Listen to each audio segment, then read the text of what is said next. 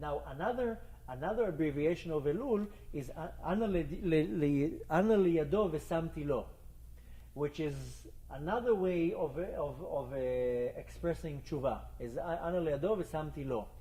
Another abbreviation of Elul is Umal Hashem et levavcha ve'et levav zar'acha, which is again another abbreviation of Elul, which means Umal Hashem et levavcha. When we do Brit Milah, it is called to limol, to take off the arla, to take off what covers the skin, the foreskin that covers. This is lamol. So when I want to do really tshuva, and I want Hashem to make me more pure, I want Hashem. I can't do it to myself. You can't ever see a person that does to circumcise himself. That's why we do it to a little kid, because a grown-up can't even do it to himself. It's an action that you have to have somebody do it for you. Now, you said before about doing all sorts of sins. I don't remember the words you used, but you said it was hard, it was this, it was that. Then one of the reasons why we sin is because our neshama is covered with this type of orla. Orla is the foreskin that the baby has when he gets born. And how do we bring the baby into Kahal Israel? We circumcise we do the Brit Milah. So when my heart is very stiff to do mitzvot and to learn Torah, it's because the heart has the orla, has this covering. So Kabbalah explains it that it's called a klipa. When I do chas v'shalom, the opposite will of Hashem, I do an avera, I create this klipa. Now what does it mean exactly, a klipa? Klipa is a shell, is a cover. So the same way that you look at an orange, it has the shell, it has the cover. The shell is the klipa covers you, it doesn't stick to you. It covers your neshama. Exactly like a peel. Imagine now an egg or an orange. The peel covers the orange. What does it cover? It covers the good part. The bad part is covered. So the same thing when I do the opposite will of Hashem, I do a chas v'shalom and avera, then I cover my neshama with this klipa. And what happens? What's the natural act that will happen? Is that I'm less sensitive to kedusha. I don't have the koach to to God pray now. Now to go to shul Torah. Now to keep Shabbat. It's like you lose you don't have any cheshek, you don't have any drive. You're like, you don't have koach to do it. Where is it coming from? It's coming from this klipa, because if I did a bad deed, I did an avera, I created this klipa around my neshama, so I diminished the power of the neshama, so I don't feel like doing it. And I'm not particular now, okay, who cares if it's kosher, it's not kosher, it's food, it's fine. You lose your entire sense of judgment. That's what you said before. You didn't have the right way how to judge the situation. So why is that? Because your neshama is covered with this klipa. The more you're involved in averot, the greater klipot you have. The more klipot you have, the harder it is for you to serve Hashem, the harder it is for you to get up again and come closer to Hashem. You have to start le'asir et klipot, breaking these klipot. So dafka on Elul, and we learn it again from the abbreviation, Umal Hashem et levavcha ve'et levav zaracha. This goes on the circumcision. Then in order to remove this foreskin, this orla, this klipa, you have to have Hashem. You're telling Hashem, can you remove this for me? This is another power of Hashem, of Elul, is that you're telling to Hashem, I want to do tshuva. I want to serve you how you ask me to. I want to be closer to you. But it's hard for me. And I'm in such a low level, I can't do it. But can you do it for me? Can you remove it from me? And this is the power of Elul, that Hashem actually does it for you. What are you doing? What are you doing? But why don't you sit here? Because it's not מפריע לי. You can look at pictures, Hamad. I feel like the Yetzer is stronger the most, like the whole year, in Elul You think you feel the Yetzer is stronger the most in Elul? Yeah, it's only because it's harder. It's only because he knows how much you can achieve this month. Then he comes and he tackles you. You know, the Baal Tanya, he explains, why do we get machshavot zarot when we pray? Most people say, if I'm All sorts of weird thoughts. Oh, okay. You know, usually when you pray Shmona Esrei, all the weirdest thoughts come to your mind. You're thinking of business, you're thinking of this, you're thinking of that. You don't think of what you eat. So most people say, if this machshava zara, this weird thought came to my mind, must be that I'm not praying good, that my mind drifts away. So the Baal HaTanya says, no, it's the other way around. If you're getting machshavot zarot, if you have all these weird thoughts while you're praying, must be that you prayed so good that the Yetzer Hara had to come and disturb you. So when you're getting a lot of hafraot, means that you actually you're reaching your potential. You actually are about to hit the how do you call it in the baseball when you do the round and you hit the base? I don't know the terminology. You're about to hit the home run. The Yetzer Hara says, whoa, no, and he comes and jumps in. So if the Yetzer Hara is now the strongest, means that you're very close to hitting the home run. That you're so close that he's like, I can't let her do it.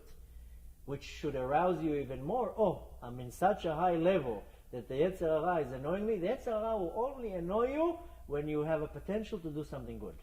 If you have the potential, if you're doing bad, the Yetzer Hara is not going to really bother you. He knows everyone. Of course he annoys everyone. Why should he let you do something good? That's his job.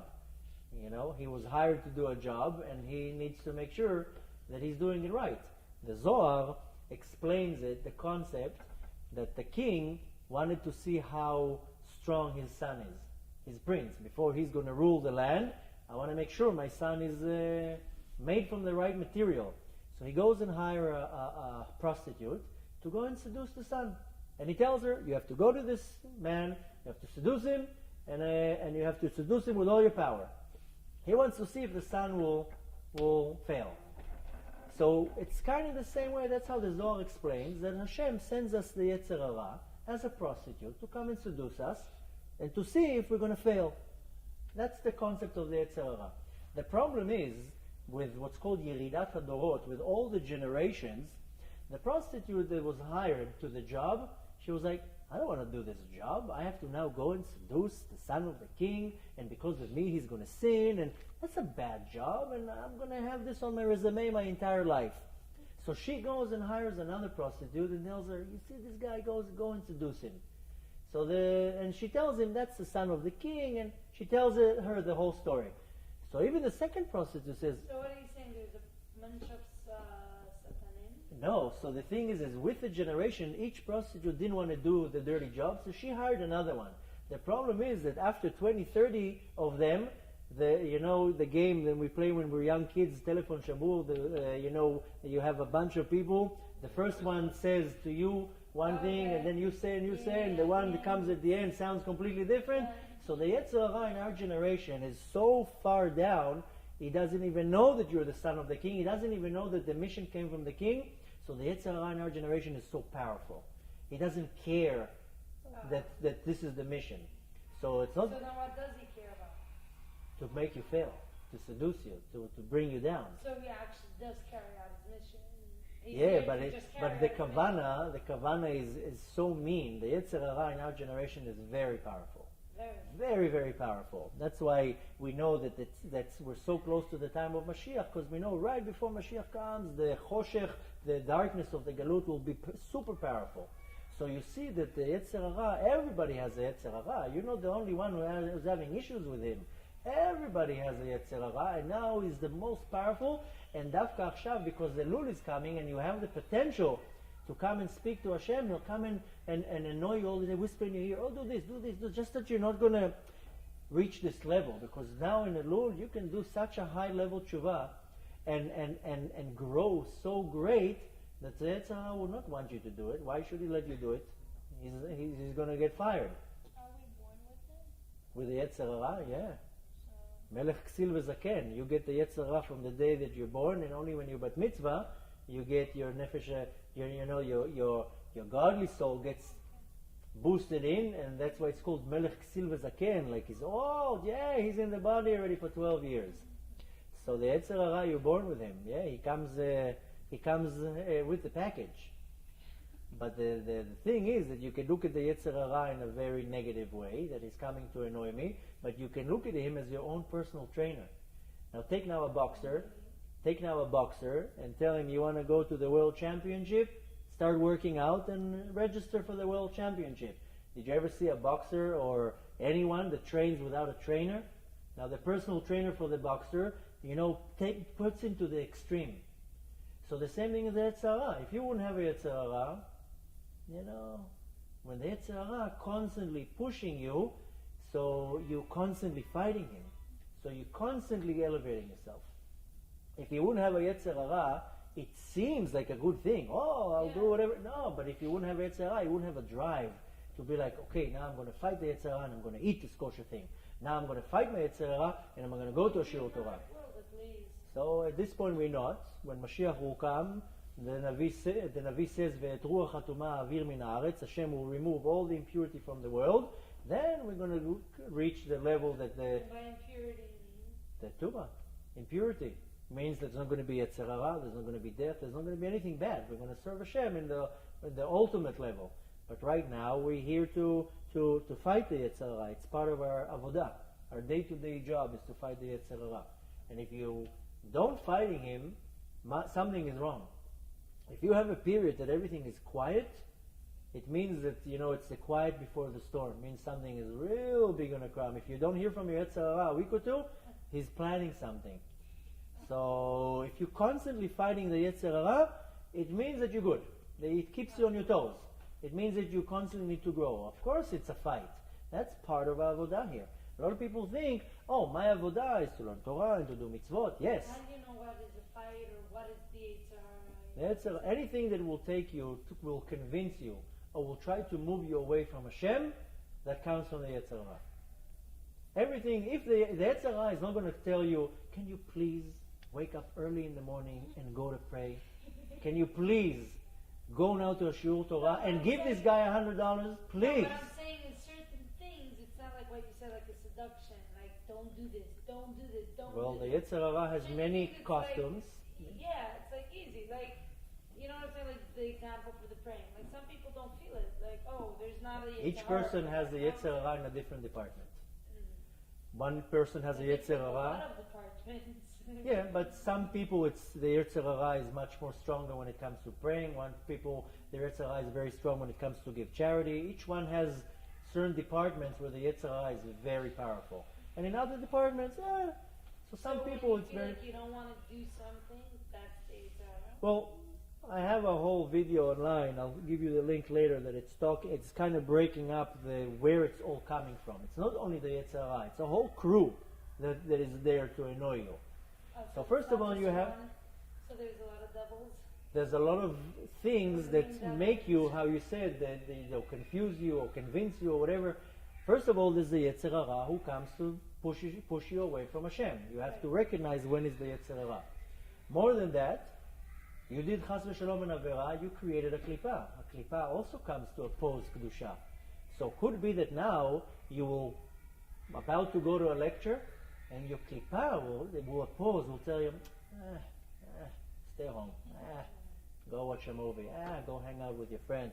So one can translate and say, it's my Yetzer Hara telling me. It's one of the department, it's one of the crew. But this feeling of that you don't have the energy to do it, that can be from the klipa. Now we know, I'm not going to get into that in length, but we know that we have in general we have 7 klipot, 7 types of klipot. They correspond to the seven nations that we had to conquer when we went into Eretz Israel. One of them is Amalek, there's different type of klipot. One of the klipot is called Midian. This is like a general klipa. This is like the 8th klipa that we know of. But for example, the klipa of Amalek, we read in the Torah, when it's talking about Amalek, it says, Asher karcha baderech. Toda rabba. It says in the Torah about Amalek, Asher karcha baderech. Karcha comes from the word kar, to lekarer. And the klipa of Amalek comes and cools you down.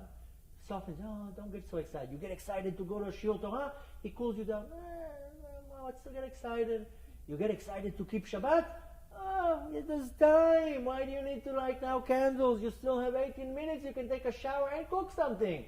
He comes and cools you down constantly. You get excited. You get aroused to do something Spiritual, he comes and cools you down. This is one of the most dangerous klipot, because Yes. you go to a shiur, you go to a lecture, you get all hyped up, Yeah. you walk out, Yeah. all So the that's air that. goes out. That's the klipa of Amalek. So it's not always the Yetzer Hara. There's partnership here. So one of them is the klipa. Now, if chas v'shalom you do a lot of bad things, there's many different of klipot. I don't want to get now to all the. We can do once maybe after Tishrei we'll do a shiur of all the different klipot, so you can kind of recognize which klipa affects you where.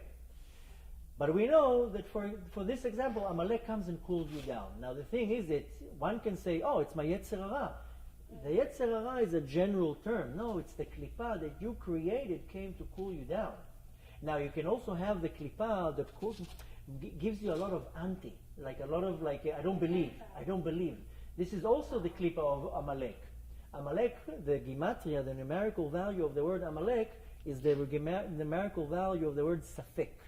So anytime you have a doubt, that's a klipa, the klipa of Amalek. Why is it such a big mitzvah? Because this is the worst enemy. Because he constantly comes to tackle you. So every time you have a doubt, this is the klipa coming to, it's not true. Don't believe him. It's not really like that. Somebody comes and tells you, it's your klipa coming to, you triggered the klipa to come and tells you, that's not true. This guy's lying. He's not a real rabbi. That's not a real thing. He constantly comes and puts this doubt in you. Then you either learn by yourself, or you consult a rabbi, or you have to get educated. But you see it more in people who are not religious. You come and tell them, there's a God. No such a thing. You have a soul in your body. I don't believe. Because this klipa is so powerful that anything that you approach that person, I don't believe. Can't be. Prove it. Right. This is this klipa of safek, of this doubt. So every time that something comes to push you away from kedusha, this is a klipa. It's some type of a form of a klipa. Now this is in one department. So we said one department is the Yetzer Hara. One department is the klipa. There's another department that comes and brings you a lot of problems.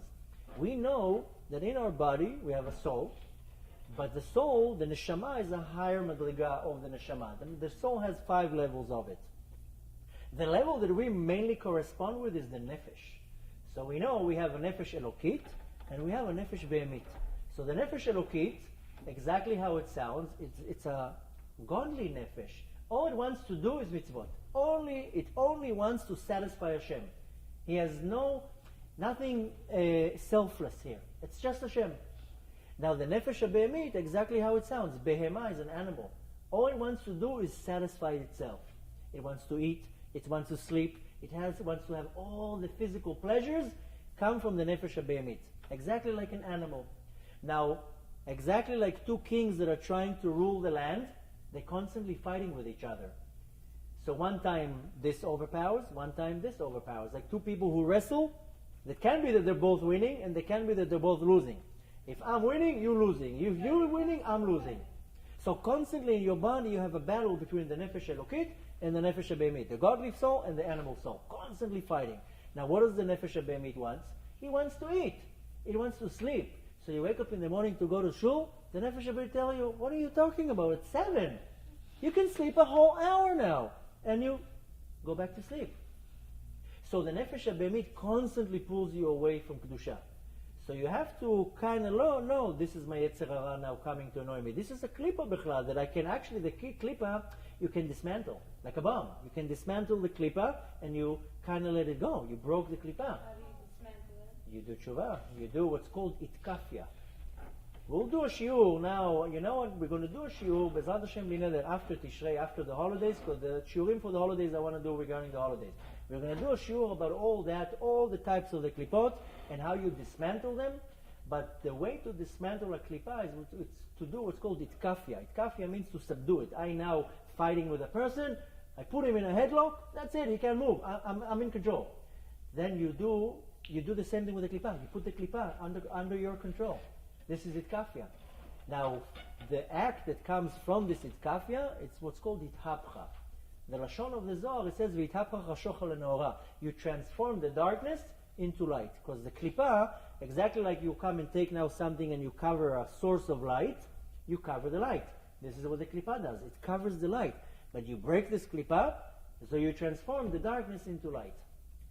So you need to know when is the klipa coming to tackle you, when is the nefesh habehemit. A lot of your issues is the nefesh habehemit that just wants to, I don't want to do this right now. It's not comfortable for me right now to sit on my tuchus for an hour.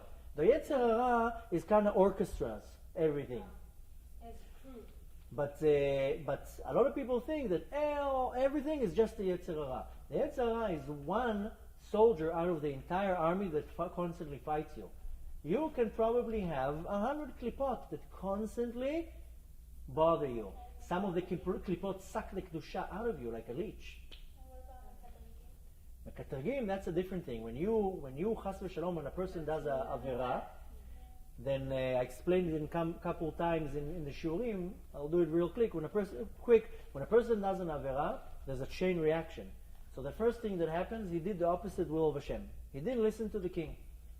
The second thing that happens, he creates this malach, this angel. And the Gemara calls it malach Kabbalah. That's the mekatreg. That's the angel that goes and says, he created me. He did this. When you come to do tshuva, he just stole. He just lied. This is the mekatreg. Now, question. What if Yom Kippur, it's in the karet, right? If somebody doesn't keep it, Yom Kippur. Yeah, what do you mean in karet? Karet is a reaction of one of the type of the sins. Yeah. If so somebody eats or doesn't keep the Yom Kippur, they're supposed to the punishment for that is death. How come there's so many people that don't keep Yom Kippur? When their mitah is ruchanit. That what? Their mitah, the death, is spiritual. The soul is dead. The soul is not in the body. This is a spiritual death. You're looking at a walking corpse. You know how many people... Excuse me? Like a zombie, technically? Yeah. All the people who are under the category of karet... So they don't get so how do they, let's say, what if a few years down the line they do tshuva or something? So then they reverse the situation. Yeah, but if they're karet, they can't do tshuva. Because there's always a spark. Arizal explains, because there's a question in Kabbalah. Why don't they get actual karet? What do you mean actual? The actual physical death? Some people do. Some people die young. The Arizal asks a question. A person now just ate a roll on Pesach. The reaction is karet. The soul gets chopped off. Person ate on Yom Kippur. A person did any of the forbidden relations. Did something. He falls under the category of karet or didn't keep Shabbat, mitah bidei shamayim. How can it be that the person lives and he doesn't die on the spot? Wait, forbidden relations is karet? Oh, betach. All the forbidden relations is karet. Most of the karet are all the forbidden relations. Not to come on your mother, not to come on a man to a man, not to this, not to all the forbidden karet. Most of the things of karet is all the forbidden relations.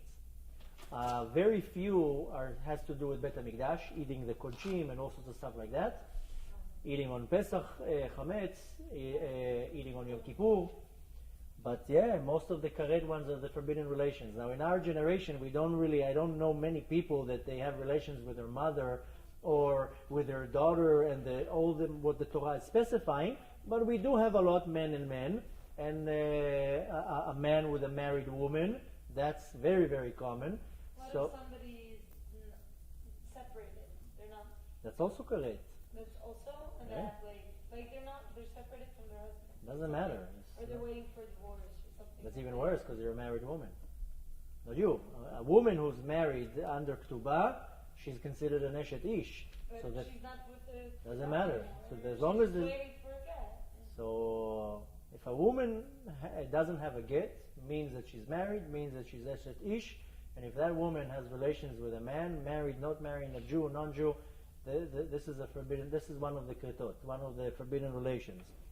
Now, here you can have two kretot at the same time, because what happens if a man, chas v'shalom, is with a non-Jew? This is one of the kretot. But what if, let's say, she's a Jew and she's married? There's two kretot here. So I don't want to get into all that, but a lot of the kretot are forbidden relations. So imagine now a person, a secular person, he eats on Yom Kippur, he eats on Pesach, he has many kretot, because he does so many things. Then he mechalel Shabbat and so many things. Arizal says, how can it be that he's alive? How can it be that he doesn't die on the spot? So the short version of it is that Arizal says that when the neshama went into the body, and then was karet, and the neshama came out of the body, it left what's called a reshimu, an impression on the body, and the body can go another 40, 50 years. But that's literally like... Following. What do you mean? Once there's karet, the neshama pulls out of the body. Okay. So the Arizal explains that once the neshama goes in, it leaves an impression on the body, a chayut, some type of chayut, some type of life, that even when the neshama leaves, the body functions. Functions on full gas neutral, autopilot. There's nothing there. So then how does somebody come to Because there's... Now, if a person is under the category of karet, and the body is like completely, let's say, call it empty from chayut, there's still some type of a nitzotz, one little spark of kedusha in the body. The all he needs to do is get ignited, and then the person fixes the blemish. And then what happens with the carrot? He could turn it over in those, let's say, 40 years? Yeah. No, you don't need 40 years. You can fix the karet in one day. Then the neshama goes back in. The Zohar gives an example that when a person does an avera and he falls under the category of karet, imagine now you take a building, that they're building the building, and there's a guy standing on the 20th floor and a guy standing on the ground floor, and they need to bring up and down, like in the olden days, a bucket of sand. So there's a rope that connects the guy on the top and the guy on the bottom. If the guy on the bottom will go like this and shake the rope, the guy on the top will feel the shaking. And same way or the other way around. So our neshama is connected to the top with like type of this rope. And this rope is built from 613 fibers. Exactly like if you look at a physical rope, it has a lot of like little strings. This is how the neshama is connected with this spiritual rope that is built from 613 fibers, which corresponds to all the mitzvot. If chas v'shalom I did one avera, a small one, then I cut one rope, but I still have 612. I did 20 averot, so I have 593. It depends. Now, if chas v'shalom I did the avera of karet, then the whole rope got chopped off. How do I fix it? Imagine you take a rope and it's cut in half. You take the rope, you make a knot, and then you want to make it real strong. You make another knot and you kvetch it real good, and you have like this big knot. That's the concept of fixing the tshuva of karet. So a person did such tshuva, he made a knot and another knot. So the Zohar says, when a person chas v'shalom was over avera of karet, but then he did tshuva, the connection is so strong now because he has like a double knot. So not only that he fixed this separation, rather he made the separation now double stronger. So obviously you have the opportunity of fixing the damage of karet in this world, and a person can do it in a day. It doesn't need 40 years. A person can do real tshuva. Adam koneh et olamo berega. A person can do 1 second to do real tshuva. But we spoke about it before. It's the blemish, and the blemish takes long to turn over. The blemish has nothing to do with the karet. The blemish goes on the nefesh. It's a stain on the nefesh, on the levush of the nefesh. Wash it off. Yeah. It takes time. Or chashke, oil, something like that, turn Yeah. darkness into light. Yeah, and depending on the severity of the blemish, some of the blemishes are so deep, then the person has to go through yisurim, suffering, to get the stain off. Imagine now I have like a little stain on my jacket. All I do is like this. Let's say I eat a cracker, so I just have a few crumbs. All I need to do is like this. This is a small avera. I have a small blemish on my nefesh. But if I did a severe damage, severe avera, imagine I take something greasy and I put it on the jacket. I have to take it to the dry cleaner. They have to blow steaming hot water. Now, if the jacket could scream, it would scream from pain. So the nefesh, if chas v'shalom I did a severe avera, to clean this avera, it hurts. That's why we go through yisurim. So when something bad happens, you have to thank Hashem, to say, oh, Baruch Hashem, you're washing it off. I have a question. When at night we can't fall asleep, let's say around 3, 4, 5, does it mean anything? If you fall asleep at 3 o'clock, You cannot fall asleep, let's say there's something that keeps you up and you cannot fall asleep. it means a lot of things. And you don't know what's keeping you. Like what is it? First of all, it can be coffee. No. But, No. but the thing, Something like panicky. the thing is that when a person chas v'shalom did something bad, an avera, a sin, he creates this klipa. And some of the klipot, they feed off your kedusha. So when it comes for you to go to sleep, this klipa will not allow you to go to sleep. And a lot of people, when they have problems with sleeping, in a spiritual level, first of all, in the physical level, a lot of things during the day can affect it. Not coffee. I was joking with coffee, even though coffee does keep people awake. But even your entire diet of nutrition messes your body up. So we can do one shiur on the entire nutrition, because I told you what my wife does. But it's very connected to Torah. Even Rambam, who was a great doctor, the Rambam, even somebody asked me today about the Rambam, he asked me something about Kabbalah, if I really believe it's a divine information, and he says, and if this is the case, how come Rambam didn't talk about Kabbalah? And I told him, you'll be surprised to know the Rambam was a very great Mekubal. He maybe didn't show it, he didn't maybe advertise himself as a Mekubal, but the Rambam was a very great Mekubal. But yeah, but this is he was a physician, but he was also a Mekubal. He's all of his teaching, there's a lot of Kabbalah in it. He didn't say anything about it. It wasn't like he wasn't advertised as a Mekubal. But the Rambam was very into Kabbalah. But the Rambam is talking a lot about how nutrition is affecting your nefesh. Because what you eat, how they say, what you eat is what you are. So what you put in your body, you actually, in the physical level, the food becomes your blood. And we learn from the Torah, ve'adam hu hanefesh. What you eat, why we're so particular with kosher? Because your body, dissects what you eat and puts it into your blood, and there's rules. If you put the wrong things in your blood, your nefesh becomes tameh. So when your nefesh chas v'shalom is tameh, it gives you all sorts of issues. So some people, it affects their health. And it affects their health. One person has problem with sleeping, one person has depression, one person has stomach aches. Chas v'shalom, people get the machala, get all sorts of bad things, and essentially it can come from nutrition. Now, what about somebody that's a little bit sidetracked, and somebody, like people wake up during the night time? People waking up in the middle of the night? Middle of the night. What is that from? Like, in regards to your nutrition? Up there. No, the neshama's up there. So like, when a person gets up in the middle of the night, it actually doesn't mean so good, because then it means that there are certain malachim that disturb the neshama. The neshama has to go up to Shamayim at night to do a lot of things. If you wake up to go to the bathroom and go back to sleep, there's nothing wrong with that. But if a person Sunday wakes up at 3 o'clock in the morning and he's wide awake, and he's for 3 hours can't fall asleep, it means could be very much that a malach, an angel, comes to annoy the neshama. The neshama has to go back down. He didn't finish. So, what it had to do up there? One of the things the neshama does when it goes up there, you take your cell phone at the end of the night, you plug it into the charger, because it's out of battery. Comes the end of the night, the soul is like, so it goes up to Shamayim to get connected to its main source and gets charged up. Now, I told you already, some people, they wake up in the morning and they're not rested. It means that the neshama didn't go up to the right place to get replenished, and rather all sorts of malachei Kabbalah were playing with it all night.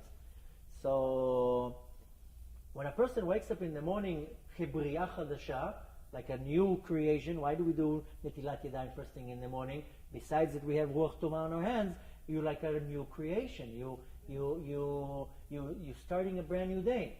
If you wake up and everything's fine, means that your sleep was good. If you slept real good, sometimes you wake up in the morning like, wow, I had this amazing sleep, I'm full of energy. Means in the neshama, you must did something good the day before. You refined your neshama well. You carved the way for neshama to go up at night to get really good, very good recharge. You come back in the morning, all ready to work. But if you wake up in the morning like, and you had a very bad night's sleep, must be that maybe you did something the day before, or whatever. The neshama was kind of like heavy, it couldn't go up.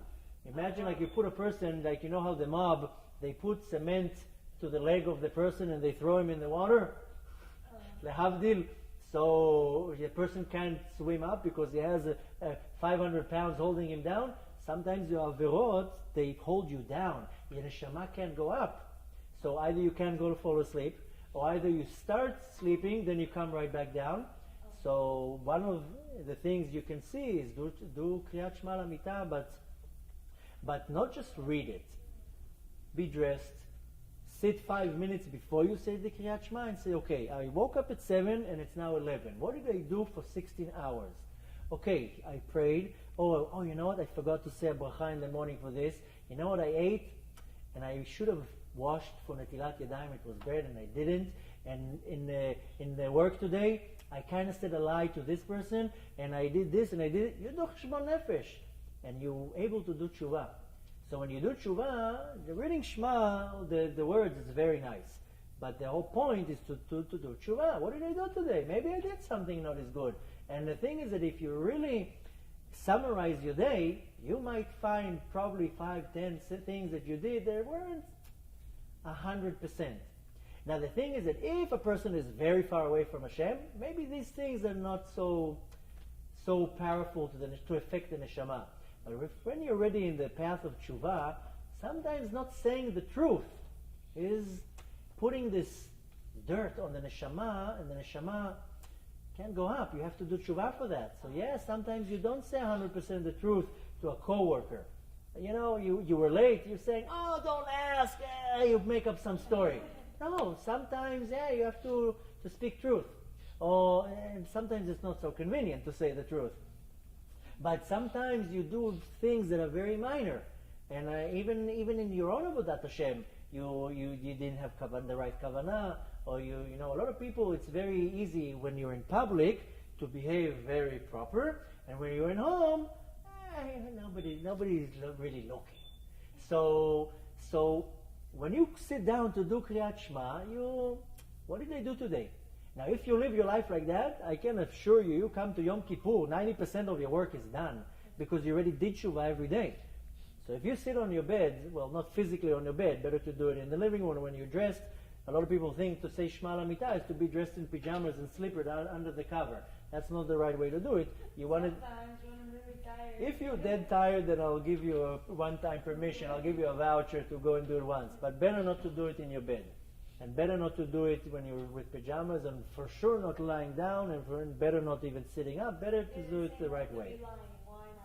First of all, you can't say Shema when you're lying down. You're not allowed to do that. You have to be sitting up. And that's only permitted when somebody's very sick. Because you say Kriyat Shema Lamita, you basically, you testifying for Malchut Shamayim. Why are you going to testify lying down? Like, how does it look? A person will walk into a courthouse and he will testify lying down. The judge will throw him out of the court. So much more so when you're testifying for the creator of the world, you sit straight, you stand, whatever. You're allowed to sit straight to say Shema, but not to some people think with the bed, with a teddy bear, and so better to do it the right way. But when you're doing it the right way, you first have to say, what did I do today? And if you make yourself a list, not with a pen and paper, but in your mind, I can assure you'll find 2-3 things, maybe even more, that you could make tshuva on them. Some of the things you will say, okay, during the day, if you can't remember something at night, then your memory is very bad. You're not going to everything, little thing that you did that day. You can remember most of the things. Of it, yeah. Maybe something very small you're not going to remember, but big things you will remember. Now, I can assure you that 2 days down the line you're not going to remember, but at night, that you'll remember. So you have to replay a What is movie it? every night.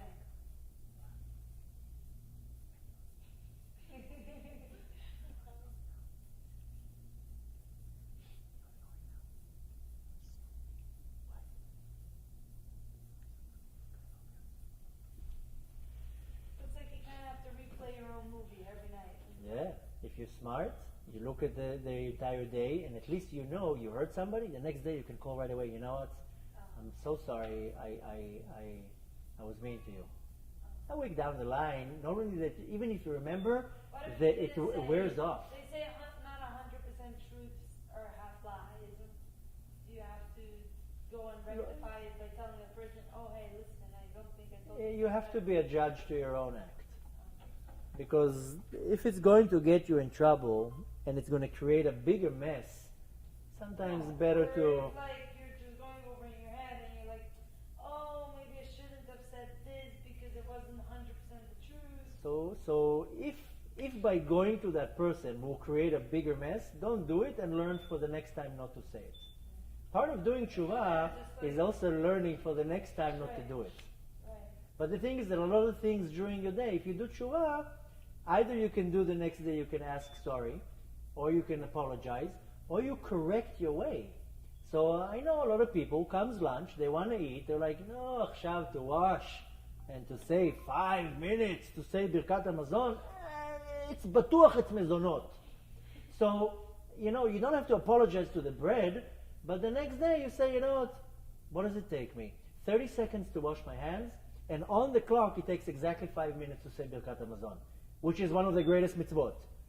So you can do cheshbon nefesh, which by default it arouses you to be better, even between you and Hashem. Half of the things, you don't have to do a list and the next day start calling people. I wasn't 100%, I was 90% right, 10% was a little white lie. You don't have to do that. That's making a joke out of yourself. But you at least, if you do it every night, I can assure you that the next day when you come to make up a story, you'll be like, no, I'll tell the emes. Hashem knows the emes. I'll tell the emes. Why should I have a dvar sheker on my mouth? Why should I have a lie? People are so particular with putting what they're putting into their mouth in regards to kosher. They look at a leaf with a magnifying glass and a 500-watt light to see that there's not bug, but lies coming out of their mouth like it's fine. So you have to, the mouth is two-way. You have to see what's coming out of your mouth. It's very easy to lie because the person who's listening to you doesn't know. But Hashem knows what's a lie. Why should I put something negative on my tongue? My tongue was created to praise Hashem. Yeah, you can never know. Some people So, think they're saying 100% truth.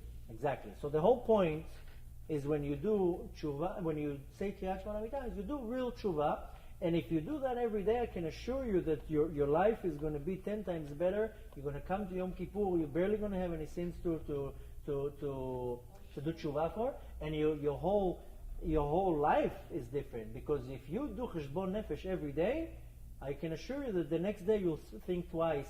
Now, if you did something and you don't care and you didn't do tshuva for it, first of all, by default it goes into your system, then you constantly repeat it. But if you sit at time and you say, you know what, I really should have said the truth in this situation. I really should have done this in that situation. I really should have done this. The next day it's going to come, it's going to be pounding on your head. Don't say the lie, don't say the lie. Say the emes, show up on time, do this, be true. Do the right thing. It's going to pound you. You're constantly building yourself. So you need these tools because the Yetzer will constantly come to annoy you. So you need this healthy balance. So if chas v'shalom you have problems in falling asleep, I would look more in my nutrition. Could be the nutrition also. You eat the wrong things and the wrong way creates all sorts of mess in your stomach and it affects you. You don't fall asleep. But another thing in the ruchnius part, in the spiritual part, maybe the person did something and it doesn't allow him to fall asleep is a great bracha. You go up, your neshama gets replenished. So if chas v'shalom a person did something bad, it can avoid the person from falling asleep. So try to refine, to do Kriyat Shema Amidah, but to see, not just reading the letters. Rather doing bemet, saying, okay, I have a Yom Kippur now. I have 5 minutes to do tshuva. If you take it serious, you're like, wow, I'm on Facebook 2 hours, so I'll be on Facebook an hour and 55 minutes and let me do tshuva for 5 minutes the right way. It's very simple things that change everything. But could very much be you have to kind of lefashfesh b'maasim. Could be that, there's a certain avera. It could be that you, chas v'shalom, hurt somebody and that person is very angry, and the energy that person is projecting is affecting you, that you don't have menuchat nefesh. The soul is not relaxed because somebody is like constantly thinking, putting a lot of energy to your direction. Let's say you owe somebody $10, something minor, or you promised something and you didn't do it. Some people are very makpidim, they're very holding it against. And it's very not healthy. The person who's doing it is damaging himself. But unfortunately, a lot of people, you say something, you hurt somebody, you owe somebody $1, whatever. Some people, they hold it inside, and the energy they're projecting, if you're very sensitive, it will affect you too. You have to see, maybe chas v'shalom, you promised somebody something, you didn't do it. Maybe you owe somebody money. You said to one time my wife not too long ago, she didn't have money to pay the cleaning lady. She didn't have cash. She went and borrowed from the neighbor, and she told me, don't let me forget. I borrowed $20 from our neighbor. Now $20, what's $20 when you think it's not a big deal? The neighbor comes here every 2 days to borrow eggs and milk and sugar. We can make a cheshbon actually. Maybe she owes us. But I told my wife right away, go and make sure that you're paying, because you know what? Doesn't matter. Could be that she's expecting that $20. Maybe you said, I'm going to give it to you right away. Maybe her mind right away is in an hour. Maybe she needs that $20 to go and buy dinner.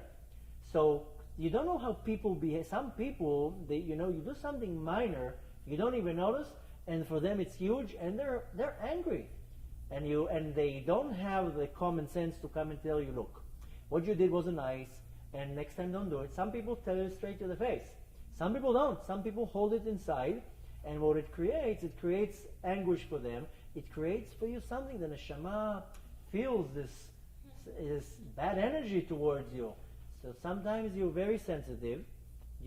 When you refine yourself with mitzvot, you start feeling things. You get more sensitive to things. You feel when somebody's upset at you. You feel when you did something wrong. You have this feeling in your body. Wow, I should have done that. I shouldn't do this. I shouldn't do that. So the more, Baruch Hashem, it's a good sign. The more you refine yourself, you're getting more sensitive. You have to see what's going on around you. But Bezrat Hashem, you have 2 weeks now to do full gas, to take advantage of the month of Elul, to change everything that you did the entire year. Hashem can He says, I'm kind of going to ignore the 11th month. If you do amazing work on Elul, I'm willing to erase 50% of the problems from the entire year, just because of your effort on Elul. You can really tap in to this place that right now Hashem, the attributes of mercy, 13 midot harachamim, are in so hitgabrut, in so aroused. You can tap into it like a father that is usually is like a very tough father. Today, I don't know, he got a raise, whatever, he's very relaxed. He's like, now's the time. When I was a little kid, my father was a very tough guy.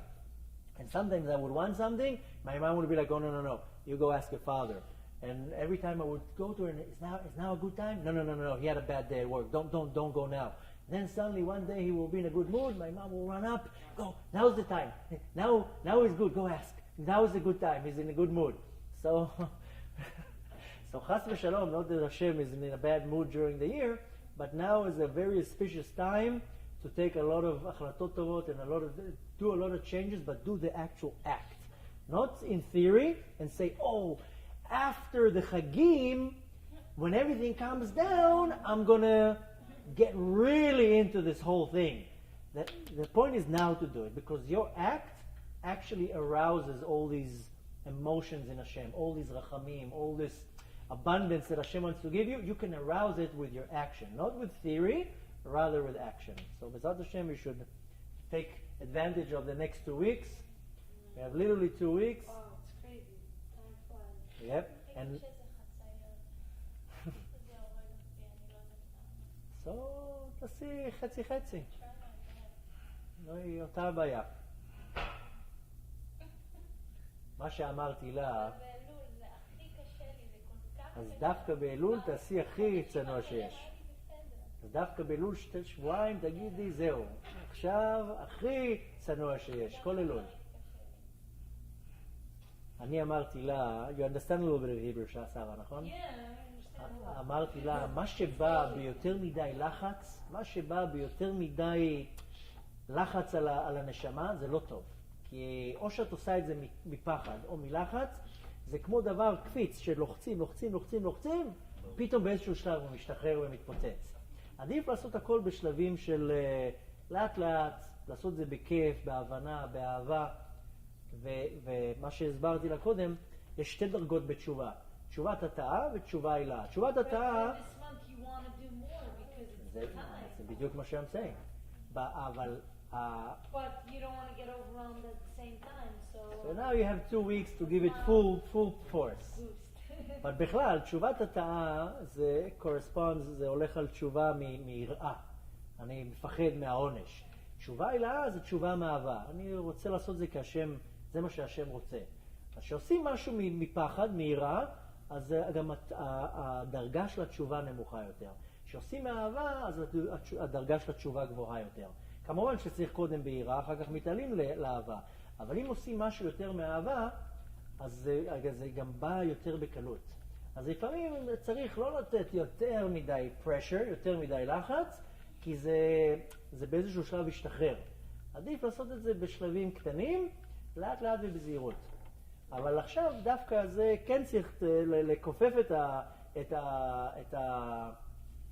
את הכלל הזה, ודווקא עכשיו יש לי שבועיים, אז בשבועיים האלה אני הכי מחמיר שיש, כי זה נותן את הכוח גם לכל השנה.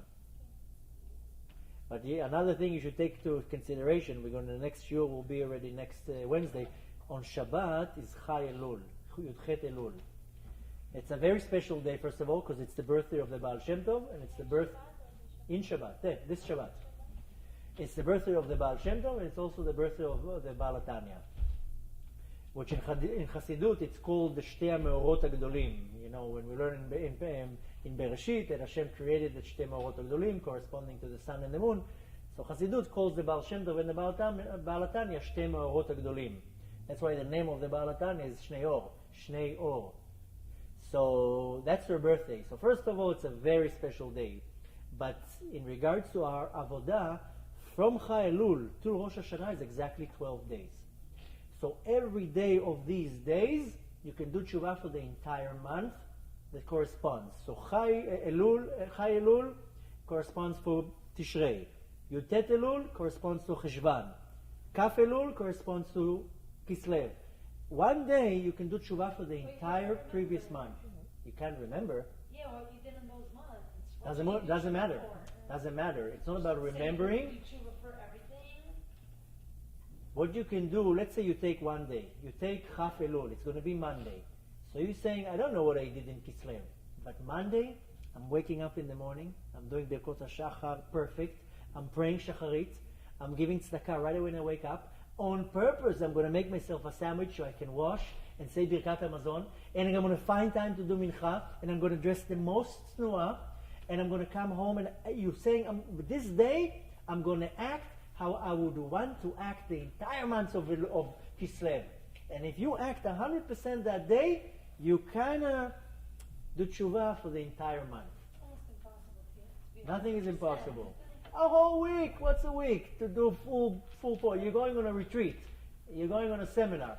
So if you can say, you know what, I can now in one day, Monday is going to be Chaf Elul, one day of really putting myself out there, I did tshuva for the entire month of Kislev, which I don't know what I did.